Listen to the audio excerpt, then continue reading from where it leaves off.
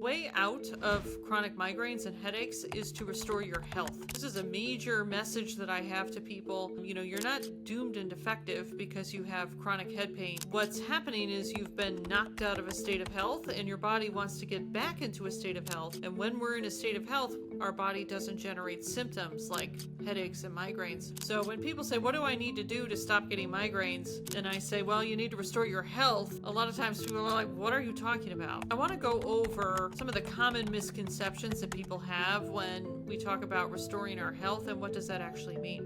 One of the most common misconceptions that people have is that restoring our health means improving our physical fitness level.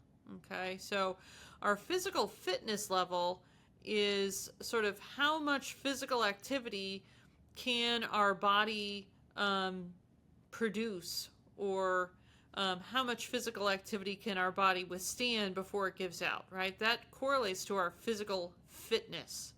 And so just to give you an example from my personal life, about 3 years ago, almost 3 years ago now, at the age of 50, I fulfilled a lifelong dream that I've had of learning how to play tennis. In the process of this over the past 3 years, my physical fitness level has increased dramatically because I have been very consistent with my tennis practice and my drills. And tennis is a sport that requires a high degree of physical fitness, particularly cardiovascular physical fitness, because you're sprinting quite a bit with tennis. You're running after the ball, and it's a lot of like fast starts, fast stops, changing direction. So you have to have a high degree of physical fitness to play the sport. Obviously, you're going to play at a higher level the higher your physical fitness level is. And so when I started playing 3 years ago, I was not in the state of physical fitness that I am now 3 years later, right? That would be, you would expect that. Now I can, if I'm wearing a heart rate monitor, I can very comfortably keep my heart rate up for a full, hour and a half intensive drill and maintain that level of activity. I can run a lot faster than I used to be able to run. I have more flexibility, more hand-eye coordination, more dexterity. All of this has developed because I have been practicing at the sport of tennis, right? And so I have gradually increased my physical fitness level over time playing tennis. And new people, newcomers will come into the club and join the drill, and I've seen other people improve their physical fitness level over time as they have started to master the sport of tennis and continue to practice it more. So that physical fitness level, right, that's the amount of time you can run around like a maniac on a tennis court and keep your heart rate up. It's the amount of weight you can lift, right? It's, the amount, how long can you go for a walk? Can you walk for 20 minutes? Can you walk for 2 hours, right? You're going to have a different level of physical fitness in order to do those different physical activities. This does not necessarily mean we're in a good state of health. Our state of health relates to the symptoms that we're experiencing. I have had clients that have had chronic migraines. They have migraine 3-4 times a week, and they have run a marathon. Now, I could not run a marathon, guaranteed. I do not have that level of physical fitness, and frankly, I really don't aspire to. I really don't have a desire to run a marathon, but in order to run a marathon, I would need to have a tremendous higher degree of physical fitness than what I have now. You can have that high degree of physical fitness to be able to run a marathon and still be getting migraines 3-4 times a week, okay? For me, if I were getting migraines that frequently, there's no way you would find me doing that level of physical activity because I would probably feel tremendously worse. Because the physical activity that we do is a physical stressor on our body. And so when we are struggling with chronic migraines, we're going to become very sensitive to the stress of physical activity. So there's a small number of women who have migraines and they might feel better if they really physically exert themselves, or they really don't notice a difference in their migraine. So it really doesn't make a difference whether they're training for a marathon or not. They're still going to get the same number of migraines than they would otherwise. That's a tiny percentage of migraine sufferers. Most of us are very sensitive to the physical stress that physical activity puts on the body. And if you want to increase your physical fitness level, you have to put physical stress on the body, period.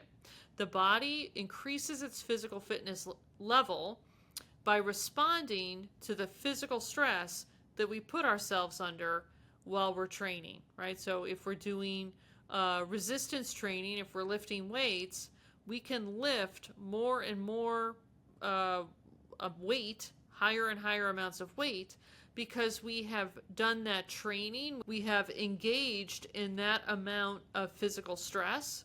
We've put that physical stress on the muscles, and then the body has responded to that physical stress of the weight on the muscles. And the response is to generate more and more muscle tissue so that we can lift more and more weight.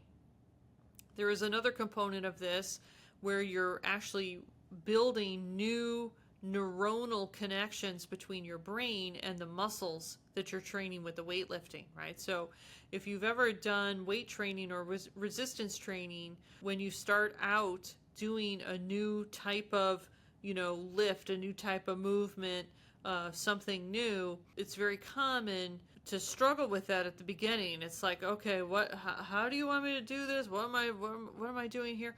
And we're kind of shaky. We struggle a little bit. When I do something new with my personal trainer, I can even feel my brain a little bit. I can almost feel the wheels turning a little bit, like, okay, how do I get that muscle to do what my trainer is asking me to do? I can almost feel the nerve signal trying to make it to the muscle, because if it's a new movement, if it's something new that we're doing, we really don't have that neuronal connection or the muscle memory that results from that recurring movement and that neuronal connection. And so we can't do it as well. But the more we do it, the more we literally build that nerve connection, neuronal connection from the brain all the way to the muscle. And then we also build up that muscle memory. So that's part of a physical fitness level as well. Just that the neuronal connections, the muscle memory, and that is going to take place whether it's tennis, whether it's walking, whether it's running,